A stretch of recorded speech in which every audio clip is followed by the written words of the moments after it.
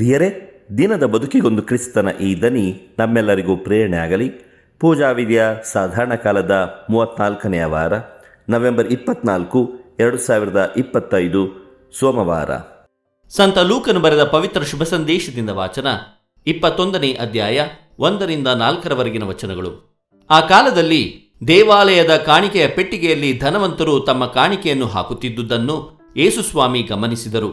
ಅಷ್ಟರಲ್ಲಿ ಒಬ್ಬ ಬಡ ವಿಧವೆ ಅಲ್ಲಿಗೆ ಬಂದು ತಾಮ್ರದ ಚಿಕ್ಕ ನಾಣ್ಯಗಳೆರಡನ್ನು ಕಾಣಿಕೆಯಾಗಿ ಹಾಕಿದಳು. ಅದನ್ನು ಕಂಡ ಯೇಸು, ಈ ಬಡ ವಿಧವೆ ಅವರೆಲ್ಲರಿಗಿಂತಲೂ ಹೆಚ್ಚಾಗಿ ಅರ್ಪಿಸಿದಳೆಂದು ನಿಮಗೆ ನಿಶ್ಚಯವಾಗಿ ಹೇಳುತ್ತೇನೆ. ಅವರೆಲ್ಲರೂ ತಮ್ಮ ಅಪರಿಮಿತ ಐಶ್ವರ್ಯದಿಂದ ಕಾಣಿಕೆ ಇತ್ತರು.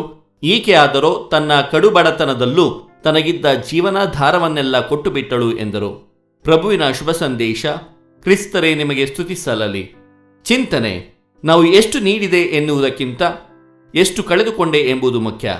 ಪ್ರಭು ಯೇಸು ಕ್ರಿಸ್ತರಲ್ಲಿ ನನ್ನ ಆತ್ಮೀಯ ಸಹೋದರ ಸಹೋದರಿಯರೇ, ಯೇಸು ತಮ್ಮ ಶಿಷ್ಯರಿಗೆ ಫರಿಸಾಯರ ಮತ್ತು ಧರ್ಮಶಾಸ್ತ್ರಿಗಳ ಕಪಟತನವನ್ನು ಮತ್ತು ಡಾಂಭಾಚಾರವನ್ನು ವರ್ಣಿಸಿ ದೇವಾಲಯಕ್ಕೆ ಹೋಗಿ ಕಾಣಿಕೆ ಪೆಟ್ಟಿಗೆ ಕಾಣುವಂತೆ ಕುಳಿತುಕೊಳ್ಳುತ್ತಾರೆ. ಯೇಸು ಹಣ ಹಾಕುವವರನ್ನು ನೋಡಲು ಕೂರಲಿಲ್ಲ.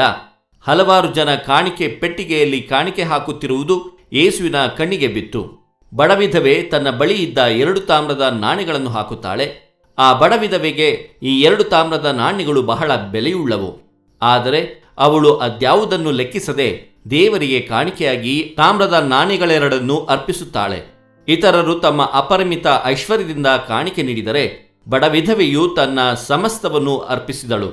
ನಾನು ಎಷ್ಟು ನೀಡಿದೆ ಎನ್ನುವುದಕ್ಕಿಂತ ಎಷ್ಟು ಕಳೆದುಕೊಂಡೆ ಎಂಬುದು ಮುಖ್ಯ. ಆ ಬಡ ಮಹಿಳೆಯಂತೆ ನಾವು ಉದಾರಿಗಳಾಗಬೇಕು ಮತ್ತು ನಮ್ಮನ್ನೇ ಸಂಪೂರ್ಣವಾಗಿ ದೇವರಿಗೆ ಅರ್ಪಿಸಬೇಕೆಂದು ಪ್ರಭು ಯೇಸು ಕ್ರಿಸ್ತರು ತಿಳಿಸುತ್ತಾರೆ. ದೇವರು ನಮ್ಮೆಲ್ಲರನ್ನು ಆಶೀರ್ವದಿಸಲಿ. ಇದು ಧ್ವನಿ ಮಾಧ್ಯಮ ಮನೆಯ ಕೊಡುಗೆ. ಧ್ವನಿ ವಂದನೆಯ ಸ್ವಾಮಿ ಶಾಂತಕುಮಾರ್ ಜೆ, ಬೆಂಗಳೂರು ಮಹಾಧರ್ಮ ಕ್ಷೇತ್ರ. ಪ್ರಿಯರೇ, ಈ ಚಾನೆಲ್ ಅನ್ನು ಸಬ್ಸ್ಕ್ರೈಬ್ ಮಾಡಿ ಪ್ರತಿದಿನ ದೇವರ ವಾಕ್ಯವನ್ನು ಆಲಿಸುತ್ತಾ ಅದನ್ನು ಇತರರೊಂದಿಗೆ ಹಂಚಿಕೊಳ್ಳಲು ನಮಗೆ ನೆರವಾಗಿರಿ. ಧನ್ಯವಾದಗಳು.